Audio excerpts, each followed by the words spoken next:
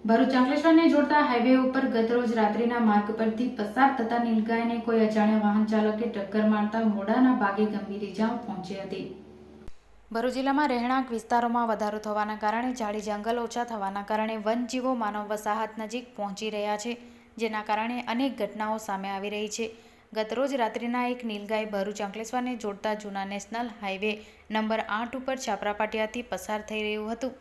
આ સમયે પૂરપાટ ઝડપે આવી રહેલા કોઈ અજાણ્યા વાહન ચાલકે તેને અડફેટમાં લેતા તેના માર્ગ ઉપર પટકાયું હતું। વાહનની ટક્કરે તેના મોઢાના ભાગે ગંભીર ઇજા પહોંચતા લોહી લુહાણ બન્યું હતું।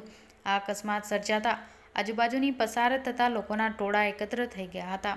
ઇજાથી કણસતી નીલગાય તે તાત્કાલિક સારવાર આપવા માટે વન વિભાગના અધિકારીઓને જાણ કરવામાં આવી હતી, જેથી વન વિભાગની ટીમ તાત્કાલિક સ્થળ ઉપર પહોંચી ગયા હતા, પરંતુ લોકટોળા એટલી હદે વધી ગયા હતા કે નીલગાયને સારવાર અપાય તે પહેલાં તે ગભરાઈને તે ગંભીર હાલતમાં ઝાડીઓમાં ભાગી ગઈ હતી।